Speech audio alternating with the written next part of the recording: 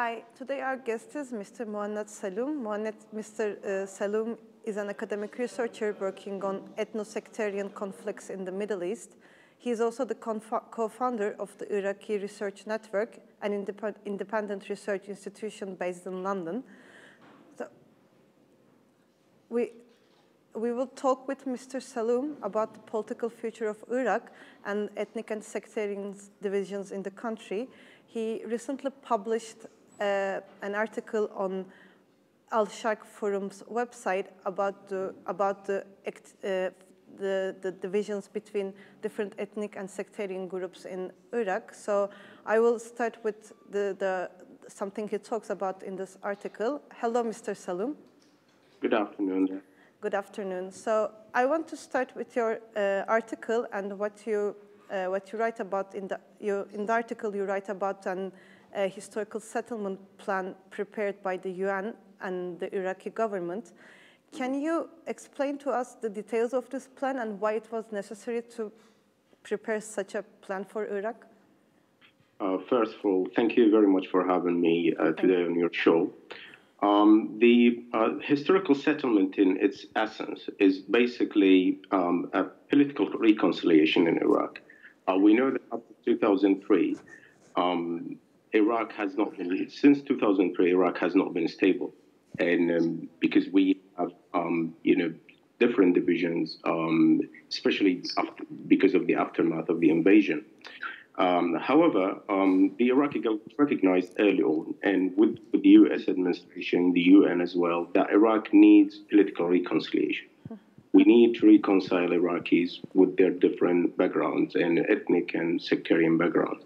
So this project of political reconciliation has been going on for some time now.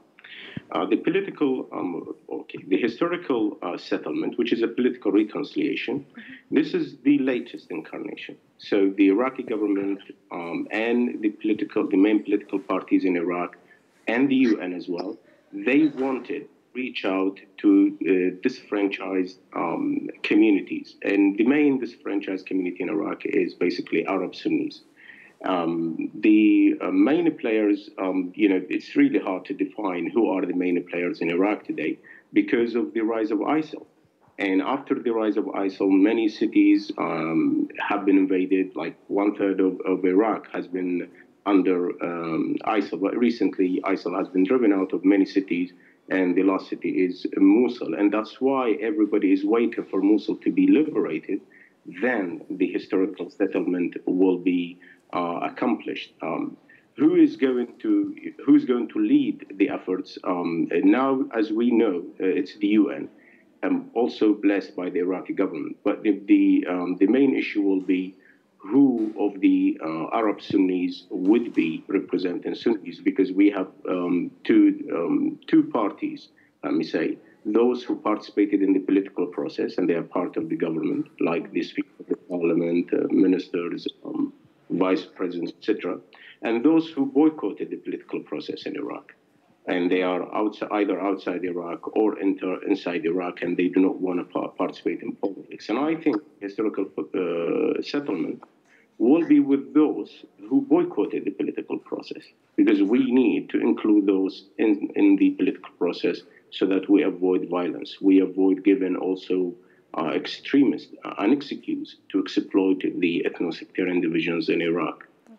What kind of political mechanisms are envisioned in this historical settlement process and project?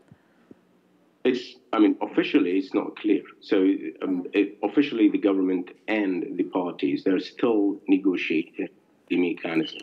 But part of my research is to look into that. And I have recently traveled to the Middle East, to Jordan, to Istanbul and other cities, to understand what is going on, what is this political settlement, nicknamed the historical settlement. And what I understood is that the UN is having a mechanism in place, which is to talk to parties interested in political work. Because some parties, like, say, the Ba'ath Party, some Salafi groups and others, they are yet to confirm if they want to be part of any political process in Iraq. And if these parties are willing to participate in the political work in Iraq, like not necessarily part of the government, but if they want to be in politics and participate in future elections, the mechanism is to include those and see what are their grievances. How can we reintegrate them into the political process in Iraq? And then, because we have new political realities in Iraq today, it's different from pre-2003. Now, I think the general mechanism is that the UN would be sponsoring negotiations. So the Shia part, and I mean the Shia here, the political Shia party, they have submitted their vision for political reconciliation in Iraq. And the Sunnis are yet to submit their vision. I hear here and there that they have already submitted something to the minister and to the representative, Mr. Ian Kubish, but it has not been published yet. And just one last note, the historical settlement has not been published officially yet. Okay. What we have a leaked version of it, and it has not been confirmed by the government itself. But some UN sources told me during my research that this is almost the original copy of the settlement. You just mentioned that there's a division between Arab Sunni groups in Iraq, those who are participating in the political processes now and those who reject. Can you comment more on these divisions inside the Arab Sunni groups? Well, that's one of the main issues we have in Iraq. After 2003, after the invasion of Iraq, the Shia parties, they wanted to participate in the new government. They actually led the new political process in Iraq. While Sunnis, they were divided into two main groups. One that is, like the Islamic Party and some seculars and some tribalists. They wanted to be part of the government. And they joined the governing council formed by the U.S. ruler of Iraq then, Ambassador Bremer. And the other party, which is also from the same pool of Islamists, the tribalists, and seculars, they boycotted the political process because they said that we cannot operate under the invasion. This political process is illegitimate, and we will opt for armed resistance. Now, the Americans are gone. They left Iraq, and now there is a government in Baghdad. But these groups stayed on. They never joined the political process. And these two Sunnis who are, I call them in my research, participants and rejectionists, they actually started delegitimizing each other. So those who are in the government, they will call those who did not participate rejectionists. They will call them either extremists or they will call them, they are subversive. They do not want Iraq to have a new political process. And vice versa, those who boycotted the political process, they will call those who are part of the government as traitors, people who were installed by the invaders, and so on and so forth. So this created a really negative environment. And some analysts, and I would say many, would blame this division that they think it stands behind the rise of extremist groups like Al-Qaeda, ISIS, ISI, which is the Iraqi, the Islamic State in Iraq, etc. So this is the essence. This is the origin of the division. And how is the relationship of these two parties now, like participants and rejectionists? How do they relate to each other? Well, so this is the problem. And this is where even the historical settlement is facing issues because the representative of the UN, the special envoy of the UN Secretary General, is trying to reach out through himself or by his deputies to the different Sunni groups. And so he has met with those who are rejecting the political process. They met in Amman, in Abu Dhabi, in Dubai, in Istanbul, etc. And they met also with those who are inside the political process. And the challenge here is how to bring them together under one roof, under one political roof. And they don't talk to each other, and they're yet to reconcile, let me say, internally. You also, in your article, say that there is a third group which doesn't belong to none of these two parties that you just described, who is the third group, what they want, and how, to whom they feel more close to? Indeed. Well, it's a common theme in politics that there is always a silent majority. And so we have in Sunnis, because after 2003, Iraq was a state in shock, if you like to say. And this state in shock, many people actually didn't know whether to participate in the elections or not, whether to go to vote, because it was either insecure or they were confused. Who are these guys? The governing council was chosen by the U.S. There was no elections. And those who were inside, lucky enough to be inside the green zone, they actually stayed on in politics. So many Sunnis and Shia, right here I will speak about Sunnis, they actually did not see representatives in those who participated in the government and those who rejected it. And this majority, silent majority, is still today. They're waiting for a new option, an option that could actually cross the ethno-sectarian fault lines. How would it be activated is yet to be seen. Are we going to see new political players in Iran in the upcoming elections in 2018? Would the historical settlement help new players be part of the scene, of the political scene in Iraq? That's yet to be seen.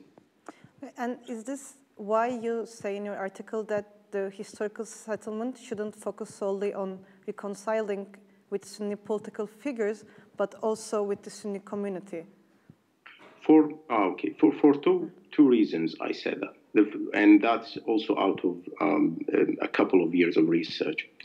The first is that because the political settlement and the historical settlement, it is not only with the Sunnis.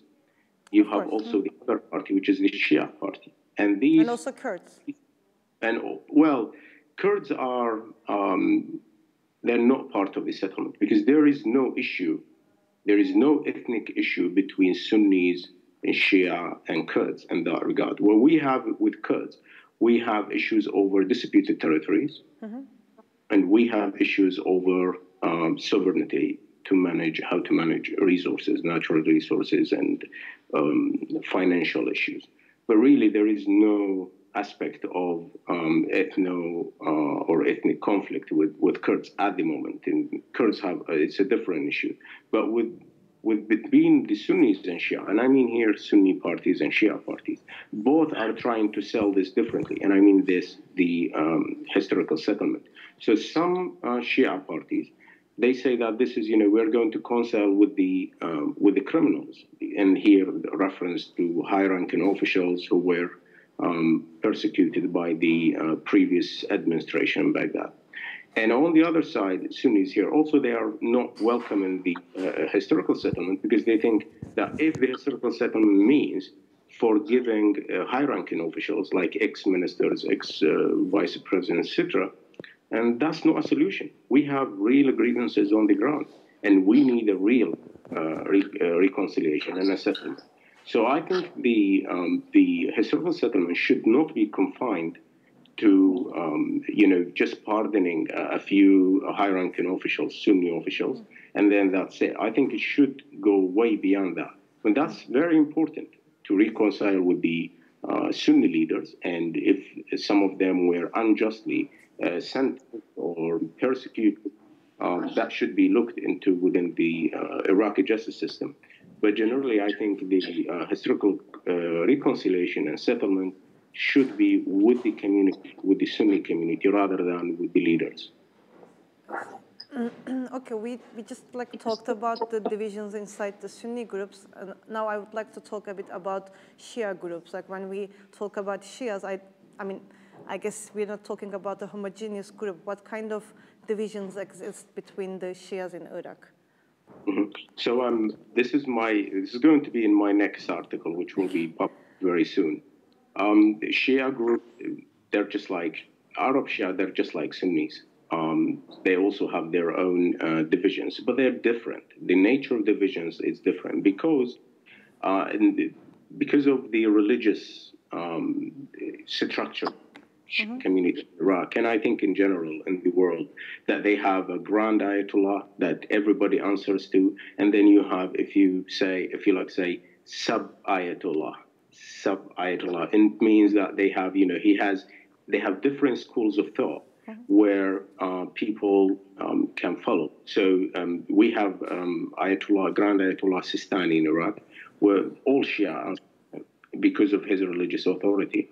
But then you have also Sadr, and you have others who have their own fatwas and their own. They follow different schools of thought, and this reflects directly into their political life. And I mean, they're in the Shia political life in Iraq, and they are divided alongside these lines. So some people would be following, and in Arabic we say imitating their taqlid. So they are imitating and they're following Sadr. So those who follow Sadr not necessarily would follow Sistani, although in the grand scheme, that Grand Ayatollah Sistani, he is the leader, and everybody ultimately would answer to him. And this is why after 2003, actually the Sistani Marja'iyya said that they will not fight against the U.S. invasion. While Sadr, he was on and off. He led an armed insurgency against the Americans, and thousands died in it. And then later he dropped weapons. And still today, the rhetoric that they have resistance. Now we come to today. What is the vision for Iraq? So the Marja'iyya has its vision.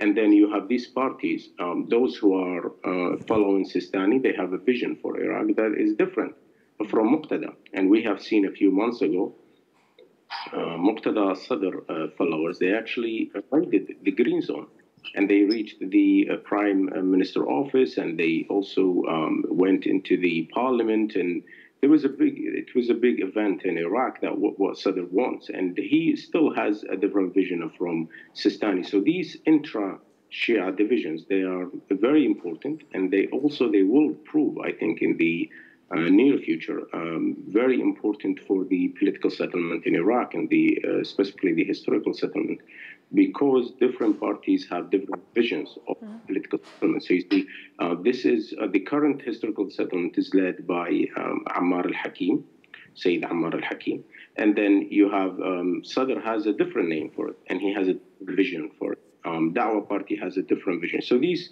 I think, it's the often underestimated. These intra-Shia divisions, they are often underestimated because people look at the bigger picture that everybody answers to Sistani. But on the ground, the dynamic and the mechanisms, I think, are a bit different. Okay. So now we know that Iraqi army has gained more control in Mosul, and when Mosul falls, ISIS will lose its most important urban stronghold in Iraq. So building upon what you just said, when we consider all these different political imaginations in Iraq, those like the one that Sunnis have, the one that different Shia groups have and Kurds have, how do you think these different political imaginations will play a role in the political future of Iraq? You mean in regards to Mosul? I mean Mosul, and after ISIS loses its most important strongholds, how do you think these different players will attempt to shape the future of Iraq? They're already working on that. So, they are already trying to project their visions for Iraq and how Iraq should look like after Mosul. But the issue is not only Mosul. I mean, Mosul today is under the spotlight. And once Mosul is liberated and ISIL is out, you have the other cities, which have been liberated, and they are in need of a lot of reconstruction and stability. But the key factor is stability in Baghdad. I think that if the Iraqi government would like to have stability all over Iraq, they should reach a political settlement. And that political settlement should be concluded in Baghdad. Because, at the end of the day, Mosul, Ramadi, Tikrit, they are cities, and they have governors. And these governors, at least officially, they should answer to Baghdad. And the same is true with other cities like Basra. How the Iraqi government would like to manage these after ISIL, that's yet to be seen, because Sunnis, for example, they are asking for decentralization, either federalism or province-based federalism, decentralized governance, etc. And both parties, I think, from my research at least, I found that both parties, the Iraqi government and those who are calling for decentralized governance, they don't have a clear vision for how it's going to work. What is the mechanism? What is the relationship between the capital, Baghdad, and these provinces? Should we change the constitution? What kind of elections? So there are so many questions which have to be answered before we go there. And I think these intra-Shia divisions and intra-Sunni divisions would prove intricate and might complicate negotiations. However, if the UN and the US and the main stakeholders have the will to reach a political settlement in Iraq, I think it's possible. Okay. Thank you very much, Mr. Seloom, for participating in our program. Thank you very much for having me. So today we talked with researcher Mr. Muhanad Seloom and discussed the political future of Iraq and how different divisions between Sunni and Shia groups play out and relate to each other. Thank you for listening to us. Have a good day. Thank you.